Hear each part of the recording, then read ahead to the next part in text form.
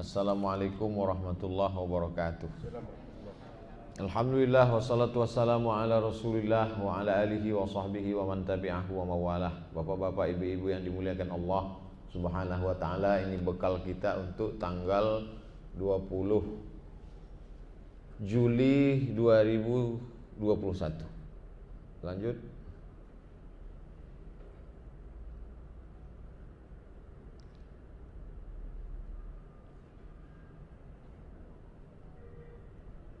Kurban, bahasa kitanya kurban, tapi bahasa Arabnya al-udhiyah.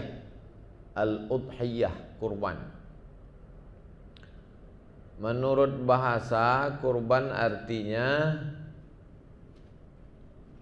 hewan yang disembelih untuk mendekatkan diri kepada Allah. Mendekatkan diri kepada Allah dengan berzikir, mendekatkan diri kepada Allah dengan baca Quran, mendekatkan diri kepada Allah dengan bersedekah. Ada satu cara lagi, mendekatkan diri kepada Allah dengan menyembelih hewan. Jadi cara mendekatkan diri kepada Allah itu banyak. Salah satunya dengan berkorban. Korban itu sendiri dari bahasa Arab qaruba, qarib, artinya dekat. Mendekatkan diri kepada Allah Subhanahu wa taala. Kurban pertama dilakukan oleh Qabil dan Habil. Idz qarraba qurbanan. Di situ disebutkan kata kurban. Ketika Qabil dan Habil berkurban. Fatuqubbila min ahadihima wa lam yutaqabbal minal akhar. Diterima kurban Habil, tidak diterima kurban Qabil. Lalu kemudian Qabil bertanya, "Kenapa diterima kurbanmu?" Kata Habil, "Innama yataqabbalullahu minal muttaqin." Kurban yang diterima itu dari orang yang takut kepada Allah. Habil takut, diterima kurbannya. Qabil tak takut, ditolak kurbannya. Kalau ada orang mengatakan kurban dilakukan oleh Nabi Ibrahim alaihissalam, tak salah, betul.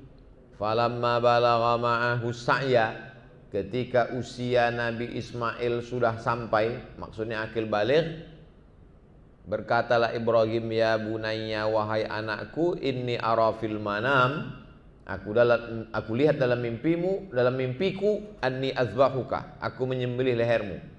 Signal penampakan Nabi Ibrahim menyembelih anaknya, maknanya wahyu bahwa dia berkurban. Fanzur madza tara, apa pendapatmu wahai anakku? Ismail menjawab, "Ya abati, wahai ayahanda, if'al ma tu'mar, laksanakanlah perintah Allah, satajiduni insyaallah minas sabirin, insyaallah kau dapati aku sabar menerima perintah Allah Subhanahu wa taala." Lalu kemudian dirubah Allah menjadi seekor kambing. Fafadainahu bidzibhin azim, kami tebus dengan sembelihan seekor kambing yang besar. Ini tentang sejarah kurban. Lanjut. Apa dalilnya? Dari Al-Quran, fasholli li rabbika wanhar. Fasholli, salatlah, salat Idul Adha. Waktunya seperti waktu salat sunat Isyraq. Waktu subuh Pekanbaru jam 4.50, terbit matahari 6.10, lewatkan 12 menit, tadi kita 6.20 di Masjid Baitul Salam, salat sunat Isyraq. Jadi sebetulnya 6.20 sudah bisa salat Idul Adha.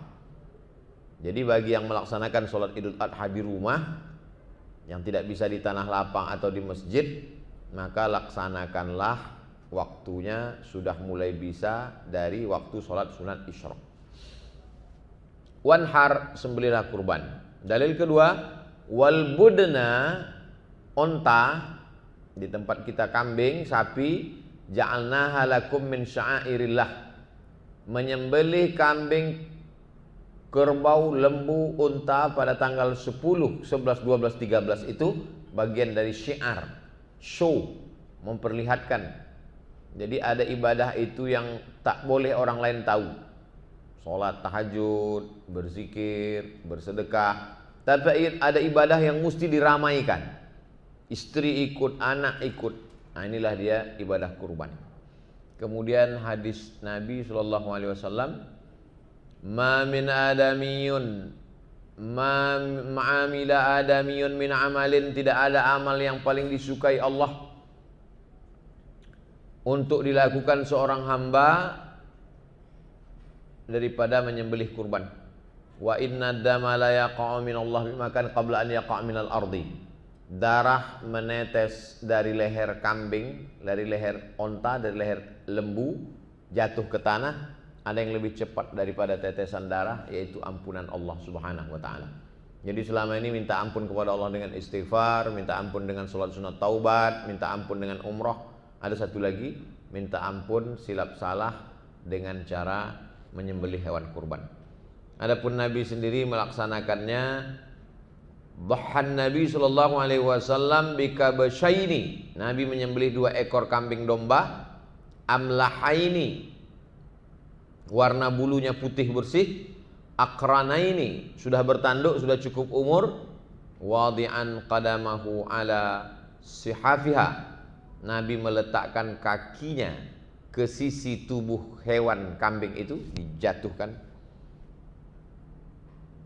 kepala kambing, sisi kiri jatuh ke tanah, Nabi menginjak sisi kanannya, lalu Nabi menyembelih.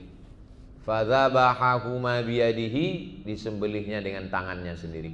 Dianjurkan untuk menyembelih sendiri. Lanjut.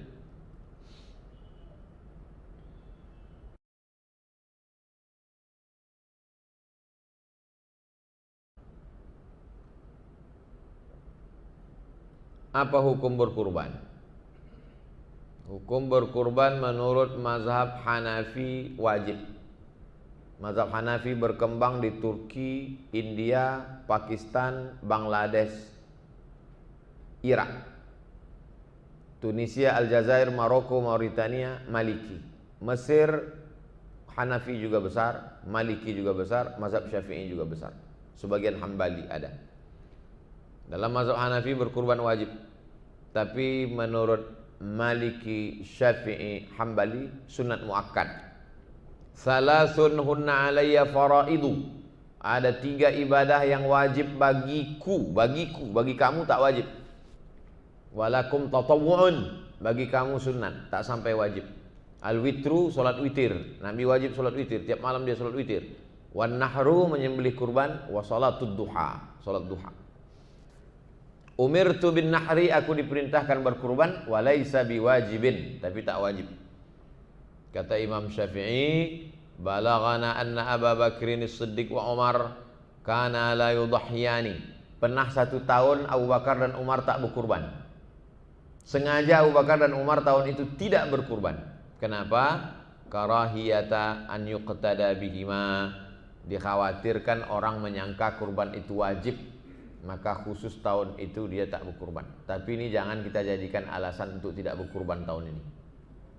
Kau berkurban tahun ini, Abu Bakar dan Umar pernah tak berkurban, supaya tak disangka wajib. Perbuatan Abu Bakar dan Umar menjadi dalil, perbuatan kita tidak jadi dalil. Jadi kita tetap berkurban tiap tahun. Terus, apa syarat bagi orang yang berkurban? Pertama, Islam. Jadi kalau ada orang tak Islam berkurban, perbuatan dia baik sebagai solidaritas sosial selama sebagai warga negara. Di Jalan Nangka ini ada salah satu rumah ibadat non-muslim bertetangga dengan masjid tempat rutin jadwal saya ceramah. Tahu-tahu masyarakat non-muslim menyerahkan seekor sapi. Boleh tak kami terima Pak Ustadz? Saya tanya, ada tak unsur menyebarkan agama atau mau beli tanah untuk melembutkan hati jamaah? Tak ada, murni, iya, terimalah. Tapi nanti waktu mau menyembelih, nama siapa disebut? Syarat berkurban Islam, tak bisa nama dia disebut. Maka pengurus masjid menerima seekor sapi, sebutkanlah 7 orang. Ketua masjid, sekretaris, bendahara, pengurus, seksi-seksi. Dah, untuk mewakili penerima. Kedua, bebas merdeka, maksudnya bukan hamba sahaya. Ketiga, sudah baligh, berakal, mampu untuk berkurban. Terus, siapa orang yang dianggap mampu? Ini pun menjadi alasan orang banyak, kenapa kamu tak berkurban? Saya tak mampu, utang saya banyak. Ini Covid, usaha macet dan lain sebagainya. Orang yang dikategorikan mampu berkurban adalah orang yang mampu memenuhi kebutuhan pokok untuk dirinya sendiri, orang yang wajib dia nafkahi anak istri pada hari Idul Adha, hari tasyrik 11, 12, 13, dan punya dana untuk beli hewan kurban. Itu definisi mampu. Mampu memenuhi kebutuhannya, orang yang dia nafkahi anak istrinya pada tanggal 10, 11, 12, 13 dan sanggup membeli hewan kurban. Kalau dia punya itu, maka dia masuk kategori mampu. Berapalah itu kira-kira? Memenuhi kebutuhan dirinya, istri dan anaknya selama 4 hari, 10, 11, 12, 13 dan sanggup membeli seekor hewan kurban. Jadi kalau seekor kambing 2,5 juta, dia, istrinya, anaknya, menantunya, cucunya, anggaplah 1 hari 500.000, selama 4 hari 2 juta, maka kalau dia punya uang 5 juta, dia sudah dianggap mampu berkurban. Berkurbanlah untuk menurunkan rahmat Allah, membuka pintu rezeki, berbagi dan lain sebagainya.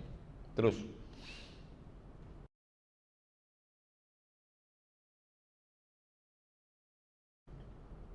kapan waktu penyembelihan kurban? Penyembelihan kurban sudah boleh dilaksanakan beberapa saat setelah terbit matahari pada hari Idul Adha. Yang dimaksud beberapa saat, matahari naik setinggi tombak. Setelah diukur menurut ilmu astronomi 12 menit. Jadi kalau pekan baru terbit matahari jam 6.10 tambah 12, 6.22. Waktu beberapa saat tersebut diukur dengan waktu kira-kira selama 2 rakaat sholat dan 2 khutbah yang singkat. Jika hewan kurban disembelih sebelum waktu tersebut, maka sembelihan itu tidak sah. Habis sholat subuh dipotongnya, tak sah. Zikir, baca Quran, lewatkan matahari terbit, lewatkan 12 menit, potong. Sholat sunat, potong. Sholat sunat Idul Adha. Waktu penyembelihan kurban tersebut berlanjut hingga hari tasyrik 11, 12, 13 berdasarkan hadis kullu ayyami tasyriqi dzabhun. Semua hari tasyrik adalah hari penyembelihan. Tak ada duit hari 10, 11. Tak sempat 11, 12. Sibuk 12, 13 sampai menjelang tenggelam matahari. Jam 6 tanggal 13 masih bisa karena belum masuk waktu maghrib, waktu pekan baru. Terus, apakah pada malam hari boleh menyembelih kurban? Karena ada hadis berbunyi naha 'anil dzabhi bil lail. Nabi melarang menyembelih kurban pada waktu malam. Larangan penyembelihan pada waktu malam untuk menghindari hal yang tak diinginkan. Antara lain salah potong, menyulitkan dalam distribusi, sulit menyaksikan penyembelihan karena gelap, lampu tak terang. Ilat sebab itu tak ada lagi zaman sekarang. Zaman sekarang lampu terang benderang, bahkan orang nonton bola malam, main futsal malam. Maka menyembelih binatang kurban pun tak ada halangan malam kalau siangnya sibuk dan lain sebagainya. Dikhawatirkan siang ramai, prokes, malam lebih sepi. Pak pengurus, malam aja kita potong. Silakan malam. Hadis ini tak berlaku karena sebabnya hilang. Terus, hewan apa saja yang disembelih? Walikulli ummatin ja'alna mansakan.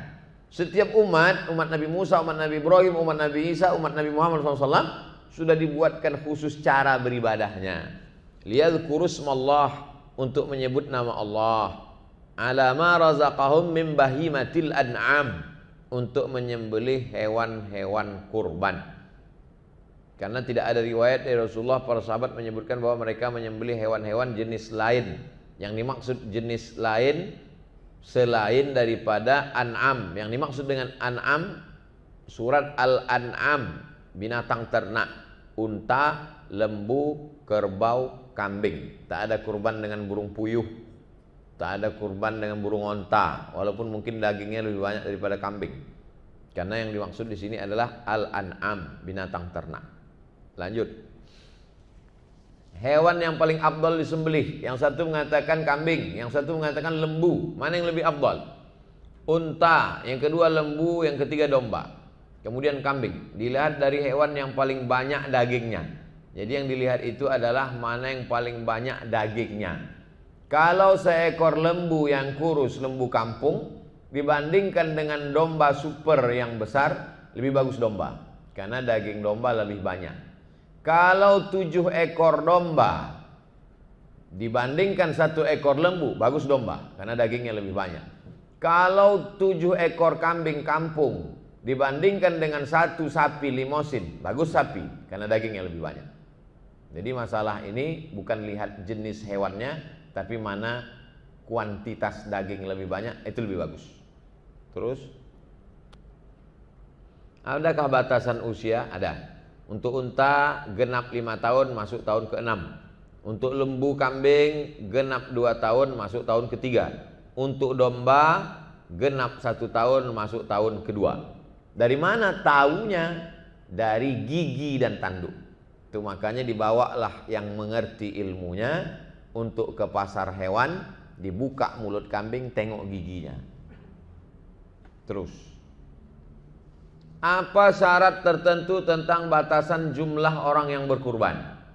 Naharna ma'a Rasulullah SAW amal Hudaybiyah al-badanata an sab'atin. Kami berkurban bersama Nabi Muhammad SAW pada tahun Hudaybiyah, tahun ke-6, 1 ekor unta, wal baqarah, 1 ekor lembu, an sab'ah, untuk 7 orang. Itulah yang kita laksanakan di masyarakat kita sekarang di Pekanbaru, berkisar antara 2.200.000 sampai 2.500.000 untuk 1 ekor lembu, 7 orang. Adapun yang berkurban seekor kambing dilaksanakan Nabi SAW. Dua-duanya pernah dilakukan. Nabi pernah melakukan seekor kambing, pernah juga 7 orang dengan seekor unta dan lembu.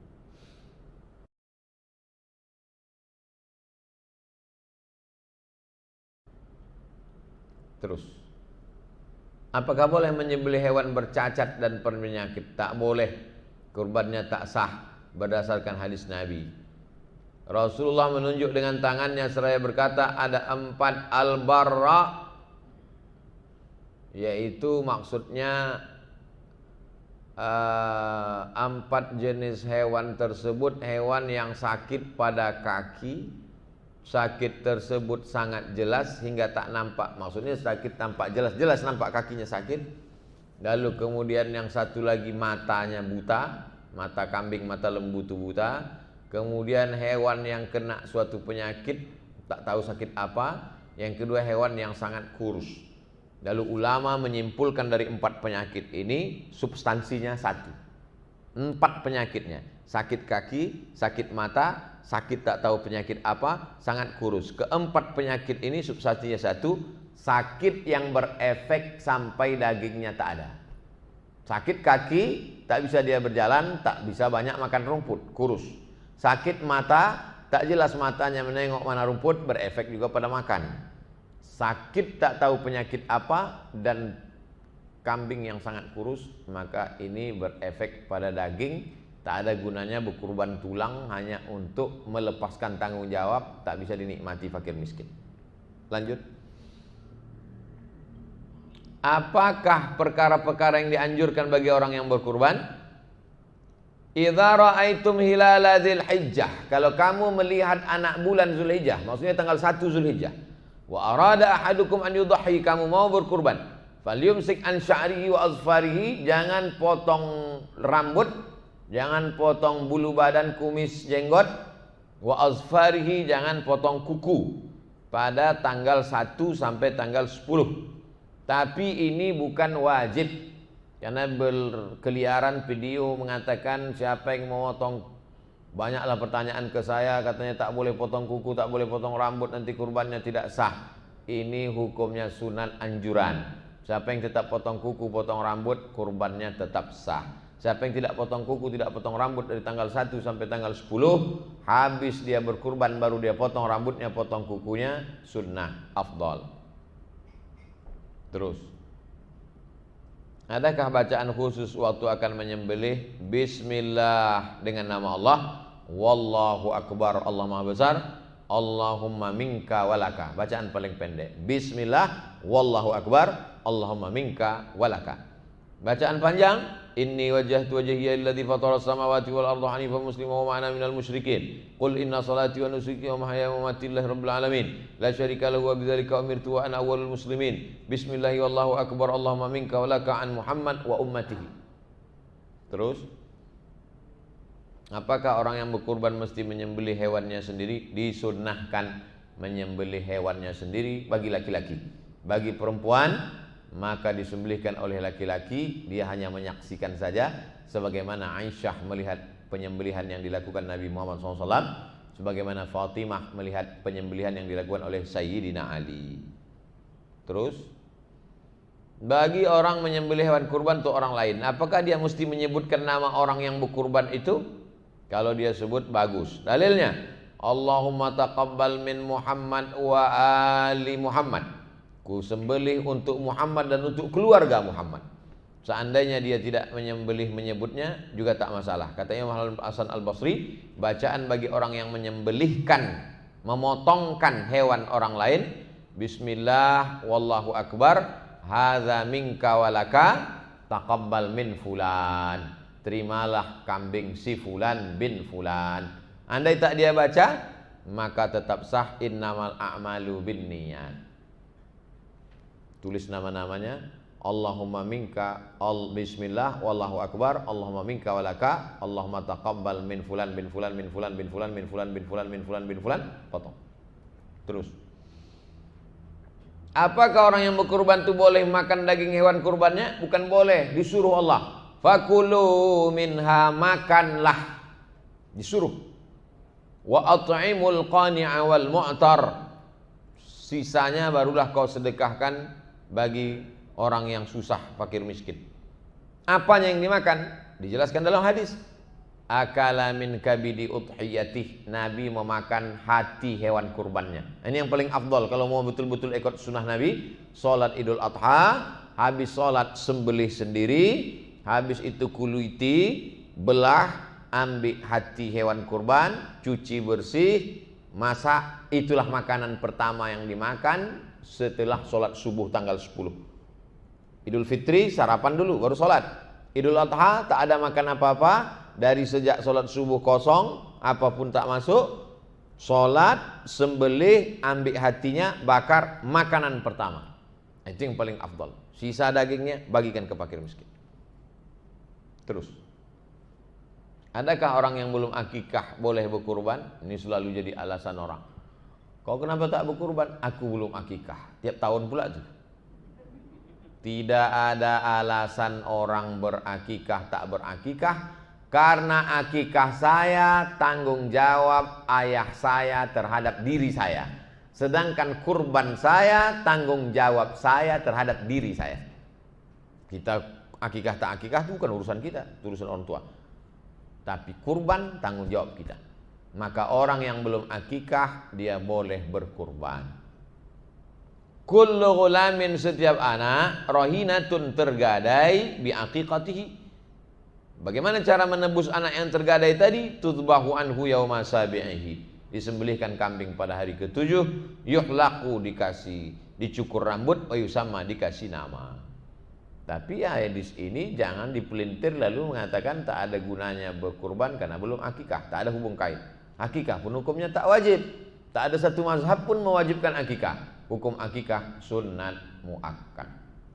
Terus, apakah boleh membagi daging hewan kurban ke negeri lain?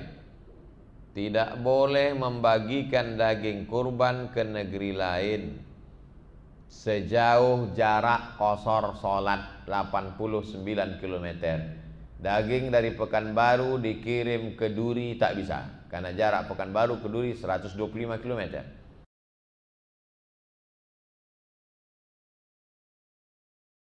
Kenapa jamaah hewan kurbannya diterima oleh YTWU disalurkan ke suku Talang Mama?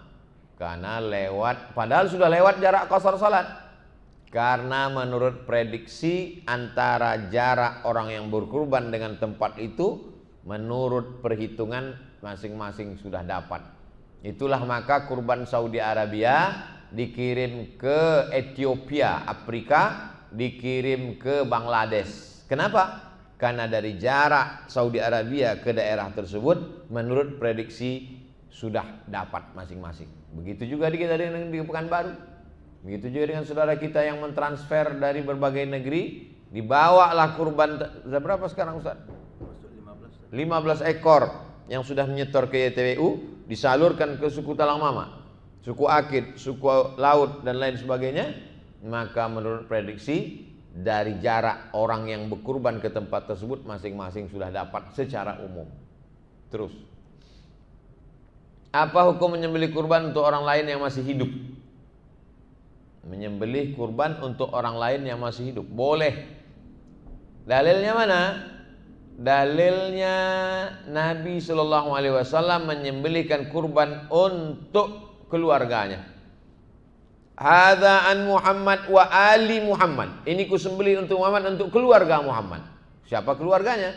Anaknya Fatimah masih hidup, cucunya Hasan Husain masih hidup. Itu boleh, dalil boleh berkurban untuk ini 2,5 juta untuk saya, 2,5 juta istri saya, 2,5 juta anak saya, 2,5 juta. Boleh berkurban untuk orang lain. Terus, bagaimana hukumnya berkurban untuk orang yang sudah meninggal dunia? Boleh. Mana dalilnya? Allahumma hadza an Muhammad wa ali Muhammad. Ini kusembelih untuk Muhammad dan untuk keluarga Muhammad. Padahal kurban itu disembelih di Madinah. Sementara keluarga Nabi Khadijah Ummul Mukminin sudah meninggal di Makkah. Itu menunjukkan bahwa kurban sampai pada orang yang hidup dan sampai juga pada orang yang meninggal dunia. Hanya saja ulama ada beberapa pendapat. Menurut mazhab Maliki, makruh hukumnya berkurban untuk orang yang sudah meninggal dunia kalau orang yang meninggal itu tak ada menyampaikan wasiat sebelum mati. Kecuali dia sebelum meninggal mengatakan, nah nanti kalau kau kaya duit banyak kau kurban untuk emak ya, boleh. Tapi kalau tak ada, dibuat oleh anaknya, makruh. Jika orang yang meninggal ada menyebutkannya sebelum dia meninggal dan bukan nazar, maka ahli warisnya dianjurkan melaksanakan. Itu Maliki. Menurut mazhab Hambali, boleh berkurban untuk orang yang sudah meninggal dunia, dagingnya boleh disedekahkan dan dimakan, balasannya pahalanya sampai walaupun tak ada wasiat. Dalil mazhab Hanafi sama seperti mazhab Hambali, akan tetapi menurut mazhab Hanafi haram memakan dagingnya, seluruh dagingnya diserahkan ke fakir miskin. Perbedaan mazhab. Terus, bagaimana prosentase pembagian daging hewan kurban? Fakulu minha, makanlah. Wa at'imul ba'isal faqir, serahkan ke fakir miskin. Yut'imu ahla baitihi sulus, untuk keluarga, anak, istri di rumah 1/3. Jadi kalau kita tidak serahkan ke panitia, sembelih sendiri kambing, 1/3 untuk di rumah, 1/3 untuk tetangga, 1/3 lagi untuk keluarga. Dibagi 1/3, 1/3, 1/3. Begitulah pembagiannya. Tapi kita di Pekanbaru tidak melaksanakan seperti itu. Di Maroko begitu. Jadi setiap rumah itu dari mulai tanggal 1 sudah mengikatkan tali kambing depan rumahnya. Nanti habis sholat dia potong sendiri, habis itu dia bagi. Saling berbagi. Nanti yang ini bagi ke sini, yang ini bagi ke sini, karena masing-masing motong. Tempat kita tak begitu tradisinya. Datang ke masjid, serahkan. Tidak tahu menahu tentang masalah pemotongan, panitia membagi, nanti dapat 2 kupon. 1 kupon sebagai kaum muslimin muslimat, 1 kupon sebagai peserta kurban. Jadi yang kita lakukan itu boleh, karena jatah kita di bawah 1/3. Yang tidak boleh itu mengambil daging lebih dari 1/3. Nah, itu tak boleh. Terus, bagaimana kurban zaman dulu? Apakah mereka mengenal istilah panitia? Tak ada panitia kurban zaman dulu. Kurban potong masing-masing. Tapi bahwa ada orang yang dilimpahkan kuasa mewakili untuk memotong dan membagi, ada. Sayyidina Ali. Sayyidina Ali ditugaskan Nabi untuk memotong dan membagi. Itulah dalil panitia sekarang.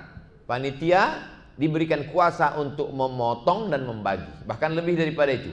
Mensurvei, membeli, memotong, membagi. Tapi panitia mesti sadar diri. Jangan mentang-mentang dia mensurvei, membeli, memotong, membagi, lalu dia kadang lebih berkuasa daripada orang yang berkurban. Nah, ini mesti didudukkan masalah. Terus, apakah panitia kurban boleh mengambil sebagian daging kurban sebelum dibagikan? Tak boleh. Karena status dia hanya orang menerima kuasa. Yang berkuasa tetap orang yang berkurban. Maka dia tak bisa mengambil sebelum dibagi. Setelah dipotong, dibagi, barulah kemudian jelas jatahnya ini punya siapa, barulah bisa dia makan. Kalau tidak berarti dia makan haram. Ayyuma lahmin, setiap daging di badan, nabata min haramin, kalau tumbuh dari yang haram, Fannaru aula bih, tempatnya api neraka. Hadis riwayat Al-Baihaqi. Terus, apakah panitia kurban boleh menjual kulit tanduk dan sebagian dari kulit kurban kemudian hasilnya untuk masjid? Pada dasarnya hak milik kulit tanduk dan lain sebagainya ada pada orang yang berkurban. Haram hukumnya menjual kulit, lemak, daging, kepala, bulu hewan kurban, baik hasil penjualannya untuk masjid ataupun yang lain. Man ba'a jilda udhiyatihi fala udhiyatalah. Siapa yang menjual kulit hewan kurbannya maka tiada kurban baginya. Orang yang berkurban boleh memanfaatkan kulit hewan kurbannya berdasarkan dalil Aisyah, membuat kulit hewan kurban sebagai tempat air, namanya qirbah. Air tidak disimpan di tong, diceret, tapi air disimpan di dalam kulit kambing yang diikat, dijahit. Boleh, tapi tak ada orang Pekanbaru yang menyimpan air di kulit kambing sampai sekarang. Maka kulit kambing itu kalau dipotong kecil-kecil dibagi busuk karena tak pandai mengolahnya. Maka menjual kulit hewan kurban, merubahnya menjadi duit daripada mudarat dibuang bau bangkai, boleh, tapi hasilnya tetap dibagikan ke fakir miskin. Terus, apakah boleh memberikan kulit tanduk daging kepada orang yang menyembelih sebagai upah? Tak boleh memberikan kulit atau sebagian dari tubuh hewan kurban kepada orang yang menyembelih hewan kurban sebagai upah. Tak boleh sebagai upah, tapi sebagai hadiah boleh. Apa beda upah dengan hadiah? Upah wajib, hadiah ada, alhamdulillah, tak ada, tak apa-apa. Maka saya selalu menyampaikan, untuk tukang potong dengan tukang kuliti mesti dikasih upah. Cerita pahit-pahit, Pak, masjid kami ada 10 ekor kambing, 10 ekor lembu, Bapak biasanya motong kalau seekor berapa upahnya? Mohon maaf jangan tersinggung. Kata dia 1 ekor 50.000, kasih dia 500.000. Ini upah. Setelah itu baru dikasih dia hadiah. Ini ada hadiah 2 kupon. Jangan jadikan daging sebagai upah. Itu tak betul. Terus, dari mana kami ambilkan duitnya? Dari biaya di awal. Maka akadnya waktu di awal itu, ini 2,5 juta untuk hewan kurban dan biaya operasional. Masuk ke akad. Yang dimaksud biaya operasional, biaya survei, biaya transportasi, biaya jaga malam, ngopi karena kambing sapi dipotong tidak langsung sampai tapi 2-3 malam nginap, biaya ongkos bensin membagi.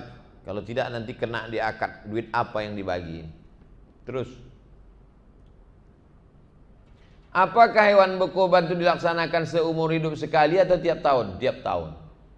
Ada yang mengatakan seumur hidup sekali, enggak. Tiap tahun dilaksanakan tapi tak wajib. Sunnat muakkadah, sunnah muakkadah, sunnat muakkad. Terus, apakah non muslim boleh mendapatkan jatah bagian hewan kurban? Menurut mazhab Maliki makruh hukumnya memberikan daging hewan kurban kepada orang Yahudi dan Nasrani. Mazhab Hambali membolehkan pemberian daging hewan kurban kepada kafir jika kurban tersebut kurban sunat. Kalau kurban itu kurban wajib, tak boleh diberikan kepada yang tak Islam walaupun sedikit. Kurban sunat sama kurban wajib apa bedanya? Kurban wajib kurban nazar. Maka zakat tak boleh diberikan kepada tak Islam. Kurban nazar, kalau aku nanti sehat berkurban aku tahun ini, tak boleh. Kurban yang kita laksanakan kurban sunat boleh dibagikan ke non muslim. Terus, apa hikmah yang dapat dipetik? 1. Melaksanakan perintah Allah. 2. Mengikuti sunnah Rasulullah. 3. Membangkitkan semangat kebersamaan. 4. Mengikis sifat bakhil, pelit, kikir. 5. La yanalallaha luhumuha. Allah tak menerima dagingnya. Allah tak perlu dagingnya. Wala dima'uha. Allah tak perlu darahnya. Walaki yanaluhu taqwa minkum. Yang diterima Allah itu adalah ketakwaan dari orang yang berkurban. Itulah isi dari buku 33 tanya jawab seputar kurban. Bisa di-download di Google. Tulis di situ 33 tanya jawab kurban. Print, cetak, share di grup-grup masjid masing-masing. Untuk video hari ini juga nanti diupload di channel Tabung Wakaf Umat, di-share ke grup-grup masjid panitia kurban untuk mengingatkan kita kembali tentang fikih kurban. Itu yang dapat saya sampaikan. Terima kasih. Wassalamualaikum warahmatullahi wabarakatuh.